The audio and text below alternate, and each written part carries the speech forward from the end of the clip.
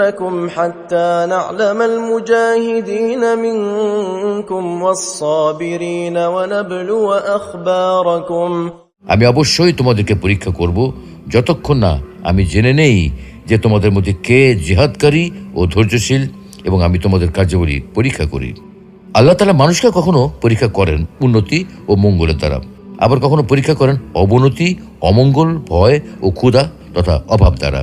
অর্থাৎ সামান্য ভয় ভীতি, কিছু ক্ষুধা, কিছু ধনমালের ঘাটতি, কিছু প্রাণের হ্রাস, অর্থাৎ নিজের ও অপরের, আত্মীয় স্বজনের এবং বন্ধু বান্ধবের মৃত্যু, কখনো মাঠে ফলানো উৎপাদিত ফসল, কখনো কলকারখানায় উৎপাদিত প্রোডাক্টের ক্ষতি, এইসব দ্বারা আল্লাহ তাআলা বান্দাদেরকে পরীক্ষা করেন।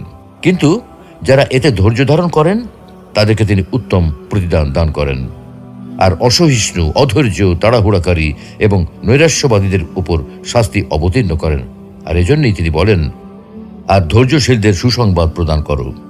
কোন কোন মুফাসসির বলেন, এই আয়াতে ভয় দ্বারা মহান আল্লাহর ভয় এবং ক্ষুধা দ্বারা সাওম উদ্দেশ্য, আর কিছু ধন সম্পদের ঘাটতি দ্বারা যাকাত উদ্দেশ্য, কিছু প্রাণের হ্রাস দ্বারা রোগ ও দুর্ঘটনায় মৃত্যু উদ্দেশ্য, এবং ফল ফসলের ক্ষয়ক্ষতি দ্বারা সন্তান সন্ততির ক্ষতির উদ্দেশ্য।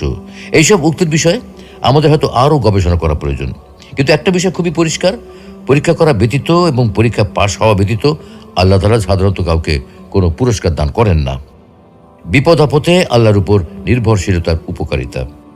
সুপ্রিয় দর্শক, উপরের আয়াতের ব্যাখ্যা বিশ্লেষণ